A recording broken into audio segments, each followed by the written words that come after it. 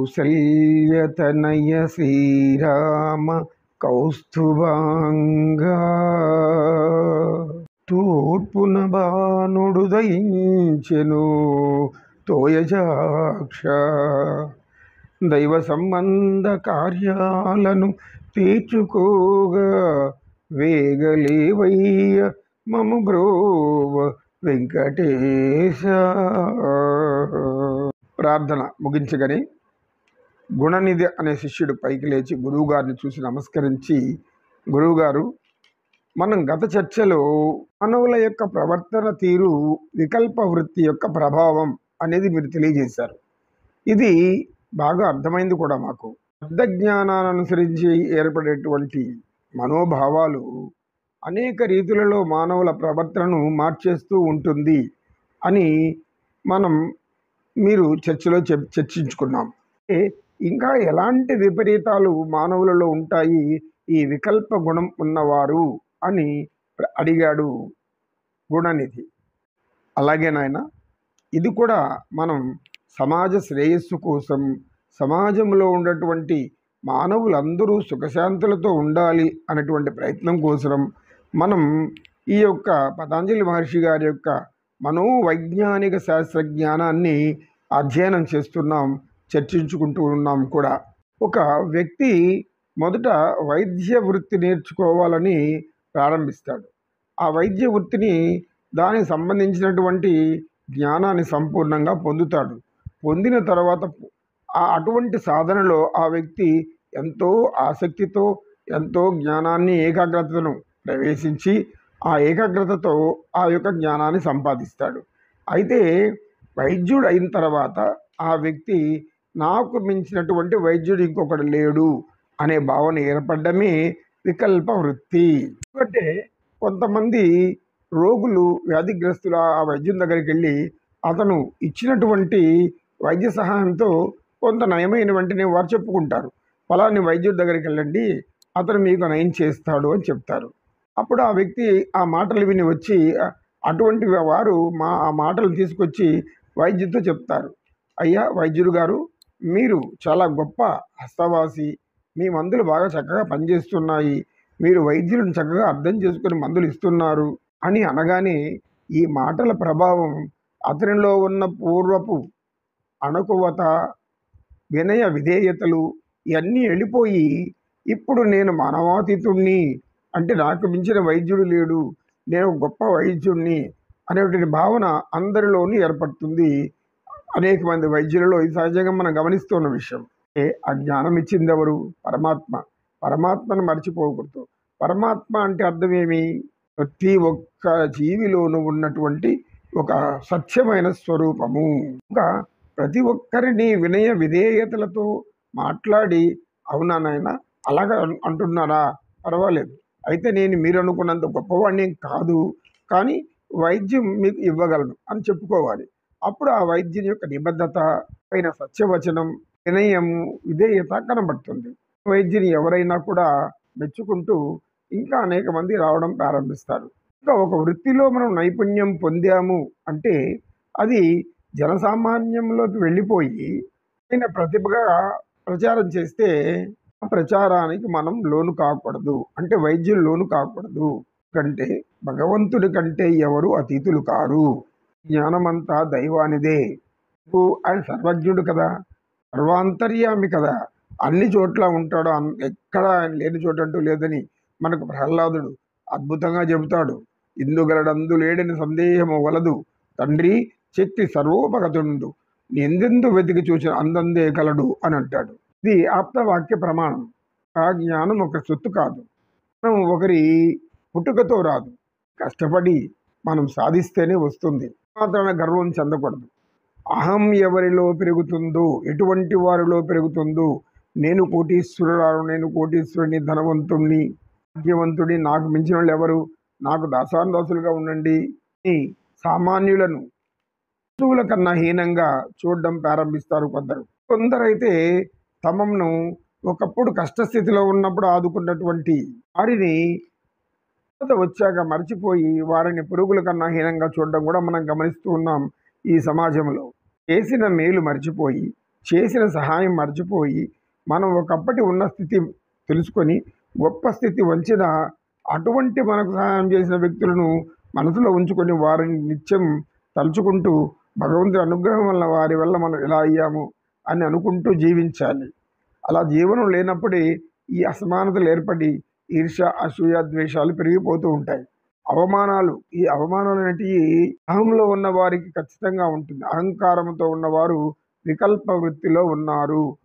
కాకుండా వారికి విపర్య వృత్తి కూడా అంటుకొని ఉంటుంది. విపర్య వృత్తి అంటే మీ మిథ్యా జ్ఞానం. జ్ఞానం అనేది శూన్యంగా ఉంటుంది. అది ఏ కొద్దిపాటు ఉంటే ఉండవచ్చు, లేకపోతే లేకపోవచ్చు. అహం మాత్రం తారాస్థాయిలో ఉంటుంది, ఆకాశానంటే లాగా ఉంటుంది. ఇప్పుడు కూడా ఇలా ఆలోచించరు. మనం నేల మీద నడుస్తున్నాము, ఈ భూమాత మీద నడుస్తున్నాము. భూమాత తన ఆకర్షణ శక్తి వలనే మనం నడిపింపజేస్తుంది. ఆ అద్భుత శక్తి మన వల్ల నడిపిస్తుంది అనేటువంటి విషయం మర్చిపోతారు. అనేక ఖరీదైన వాహనాల్లో తిరుగుతూ ఆ స్థితికి వారికి వారే గర్వపడిపోతూ ఊహించుకొని విపర్య వృత్తి, వికల్ప వృత్తి అనే ఈ రెండు వంటి మానసిక అనారోగ్య సమస్యలు వాళ్ళు పెంచుకుంటూ ఉంటారు. వీళ్ళు రోగగ్రస్తులుగా భావించాలి మనం. ఎటువంటి రోగగ్రస్తులు? మానసికంగా అహంకారము, ఆవేశము, దానికి అనుబంధమైనటువంటి ఆ షడ్వర్గాలు, కామక్రోధ లోభ మద మోహాది ఆశ్చర్యాది గుణాలు పెంచుకుంటూ ఇవన్నీ పెరిగిపోతూ ఉంటాయి. ఎందుకంటే మనం ఉదాహరణకి స్నేహం చేసేవారితో మనం ప్రయాణిస్తూ ఉంటాం. వారి యొక్క స్నేహితుల యొక్క మనోభావాలు మనకు బాగా అర్థమవుతూ ఉంటుంది. ఇందులో అనేక రీతులలో ఉండే స్నేహితులు ఉండవచ్చు.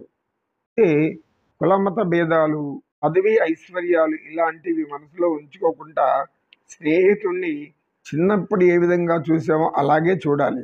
ఎంత కలిగినా, ఎంత ఉన్నా, ఎన్ని పదవులు వచ్చినా, ఎటువంటి స్థితిగతులు మారినా, ఉన్నత స్థితికి వెళ్ళిపోయినా నాడు స్నేహంగా ఉన్నటువంటి వారి స్నేహము చాలా అద్భుతమైనది, చాలా గొప్పది కూడా. స్నేహితుడు అంటే సన్నిహితంగా, అంటే సమీపంలో ఉండి మన హితం కోరేవాడు. అటువంటి వాడు నిజమైన స్నేహితుడు. అలా కాకుండా మనల్ని చూసి ఈర్ష్య, అసూయ, దేశాల్లో పెంచుకొని పైకి ఒక రకంగా లోపల ఒక రకంగా ప్రవర్తిస్తే అటువంటి వారు స్నేహితులు కాదు, అనుకూల శత్రువులు అనబడతారు అని సత్యనిష్ఠుడు చెప్పి, మానవులందరినీ మార్చాలి అనేటువంటి అవసరం జ్ఞానులకు ఉంటుంది, ఆలోచన జ్ఞానులకు ఉంటుంది. ఎందుకంటే ప్రతి ఒక్కరూ జ్ఞానం పొందితేనే ఈ యొక్క వ్యవస్థ సంపూర్ణమైనటువంటి సుఖశాంతులతో జీవించబడుతూ ఉంటుంది. అంటే మానవ వినాశనం తప్పదు. ఇది నేడు జరుగుతున్నటువంటి అనేక సంఘటనలు మనం చూస్తూ ఉంటాం. ఇతర దేశాల్లో కూడా ఆధిపత్యపు పోరు, అభిజాత్యపు పోరు, అహంకారమైనటువంటి పోరు, ఆవేశమైనటువంటి పోరు, అర్థం చేసుకోలేనటువంటి స్థితిలో ఇటువంటి గుణాలు పెరిగిపోతూ ఉంటాయి. కనుక మనం ఎంత జ్ఞానం పొందినా మనం సామాన్యులతో సమానంగానే ప్రయాణించాలి. ఉదాహరణగా మీకు మన పురాణాల్లో శ్రీకృష్ణ కుచేల కథ తెలుసు. కృష్ణుడి యొక్క స్నేహితుడు సుదాముడు, అతను సంసారంలో పడి అనేక మంది సంతతిని పెంచుకొని కుచేలుడుగా పిలువబడతాడు. అప్పుడు అతని భార్య ఇలా అడుగుతుంది, చిన్నప్పుడు మీ స్నేహితుడు మీతో ఆడుకొని పాడుకొని అనేక విధాలుగా ఆనందించినటువంటి ఆ స్నేహితుడు ఇప్పుడు సాక్షాత్తు శ్రీకృష్ణ పరమాత్మ చక్రవర్తి ఉన్నాడు. మీరు వెళ్ళి ఆయన సహాయం అర్థిస్తే మనం ఈ యొక్క పేద స్థితిని మనం బయటపడవచ్చు అని సలహా ఇస్తుంది. కుచేలుడు ఆలోచిస్తాడు, చెప్పింది నిజమే. ఆయనను చూడాలి అంటే చిన్నటి స్నేహానికి గుర్తుగా నేను ఏమైనా ఆయనకి ఇవ్వగలిగే స్థితిలో ఉండాలి కదా. మనం అతి నిరుపేదలుగా ఆహారానికే కొరత ఏర్పడి పిల్లలందరూ కూడా బాధపడుతుంటే చూస్తూ ఉన్నాం. గొప్ప మహా వ్యక్తిని మనం ఎలా చూడగలం, ఎలా అర్థించగలం, ఏమని అడిగేది నేను అని అంటాడు.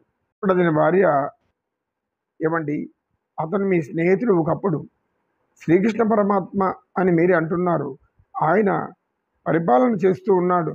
కనీసం ఒక స్నేహితుడు కాకపోయినా నిన్ను ఒక సామాన్య ప్రజగా ఎంచుకొని సేవ చేయడమే కదా చక్రవర్తుల యొక్క కర్తవ్యం, ఆయన అడగండి అంటుంది. అవును, స్నేహితుని చూడడానికి ఎప్పుడో చిన్నప్పుడు ఉన్నటువంటి ఆ స్నేహం ఇప్పుడు వెళ్తున్నప్పుడు అతనికి ఏమి ఇవ్వగలను అంటాడు. భార్య ఇంట్లో ఉన్నటువంటి కొద్దిపాటి తగ్గిపోయినటువంటి అటుకులను తీసి అతని ఉత్తరీయంలో ఒక చిన్న మూటగా కట్టి పోతుంది. అక్కడ ద్వారం దగ్గర ఉన్నటువంటి భటులు అతను ఆపివేస్తారు. అయితే అతను ఇలా చెప్పుకుంటాడు, నేను అతని స్నేహితుడిని. ఇతని వేషం, ఆకారము అవన్నీ చూసి, నువ్వేమిటి పరమాత్మకు స్నేహితుడు ఏమిటి మా కృష్ణునికి అని నెట్టివేస్తూ ఉంటారు. ఈ దివ్య దృష్టితో గ్రహించినటువంటి పరమాత్మ శ్రీకృష్ణుడు సేవకులను పంపి వెంటనే అతను తొడుక్కొని రమ్మనంటాడు. లోపలికి వచ్చాక ఈ అద్భుతమైనటువంటి స్వాగతం పలుకుతాడు. కింద పూలు చల్లుతూ అతన్ని తీసుకెళ్ళి కూర్చోబెడతాయా అంటే సింహాసనం మీద కూర్చోబెడతాడు. తాను ఎక్కడ కూర్చుంటున్నానో ఆ దాంట్లో కూర్చోబెడతాడు. అయితే కుచేలుడు వణికిపోతూ ఉంటాడు. ఇదేమిటి, ఇంత అపూర్వ ఆదరణ ఉందా స్నేహితుల మధ్యలో? ఉబ్బి తబ్బిపోతూ ఉంటాడు. పరమాత్మ కదా, ఆయనలో కుచేలుడిలో ఉన్నటువంటి ఆత్మ కూడా ఆయనలోనే ఉంది కదా. ఆయన ఆత్మలో ఈయన ఉన్నాడు, ఈయన ఆత్మలో ఆత్మ ఆయన ఉన్నాడు. అంతరాత్మ బహిరాత్మ కుచేలుడికి అర్థం కాదు. ప్రేమ అంత గొప్పది. ఎవరు అతన్ని అమితంగా ప్రేమిస్తూ నిత్యం తలుచుకుంటూ ఆయన స్నేహానికై తపిస్తూ ఉంటారో అటువంటి వారికి పరమాత్మ ఒక ఉన్నతమైన స్థానాన్ని ఇస్తూనే ఉంటాడు.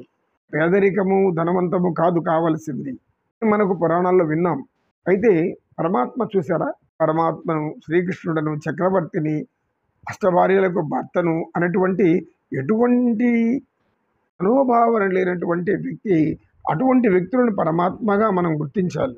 తర్వాత మీకు తెలిసిందే, తన యొక్క సింహాసనం మీద కూర్చొని పెట్టి పాదాలను కడగడానికి భార్యలను ఒక పళ్ళెం తీసుకురమ్మని అతని పాదాలను ఉంచి కడిగి ఆ నీళ్ళంతా నెత్తిని చల్లుకుంటూ చూసిన భార్యలకు ఏమీ అర్థం కాదు.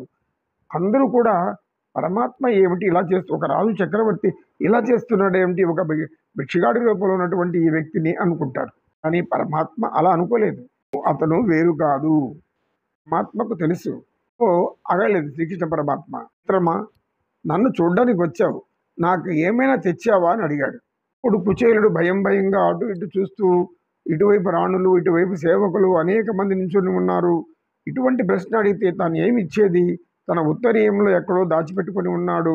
పరమాత్మే ఇలా అంటాడు, ఇచ్చే ఉంటావులే, చిన్ననాటి స్నేహితుడు కదా అని చెప్పి ఉత్తరీయంలో కట్టుకున్నటువంటి వస్తున్న అటుకుల మూటను విప్పి అతను ఎంతో ప్రీతితో తింటాడు. అది అమృతంలాగా భావిస్తాడు. అటుకులు అమ్ముడు కాదు కావలసింది మనకు, మాటల ప్రభావం. ఆత్మ చెబుతున్న మాటలు అతనికి ఎంత మనోధైర్యాన్ని, ఆత్మవిశ్వాసాన్ని, అమితమైన ప్రేమను కురిపిస్తున్న పరమాత్మను ఏం చేయాలో అర్థం కాని స్థితిలో ఉన్నాడు ఆ కుచేలుడు. ఆ సమయంలో పరమాత్మ అటుకులు తీసుకొని చాలా తృప్తిగా తింటూ ఉంటాడు. మిగతా విషయాలు మనకు తెలిసిందే. ఒక సమాజంలో మాటల ప్రభావం అందరి బాంధవ్యాల మధ్య ఇలాంటి వాతావరణం కల్పించాలి. కానీ ఏదో కర్మవశాన సంభవించిన కొద్దిపాటి ఆస్తిపాస్తులతో, ధనధాన్యాలతో మురిసిపోయి వాళ్ళను హీనంగా చూడకూడదు. సత్యనిష్ఠుడు. ఇంకొన్ని మానవ సంబంధాల గురించి మరలా చర్చించుకుందాం అని ఆ రోజు చర్చ చాలించి, ఓం అసతో మా సద్గమయ తమసో మా జ్యోతిర్గమయ మృత్యోర్మా అమృతంగమయ. ఓం శాంతి శాంతి శాంతి. ఏతత్ సర్వం శ్రీకృష్ణార్పణమస్తు. కృష్ణం వందే జగద్గురుం. ఓం తత్సత్.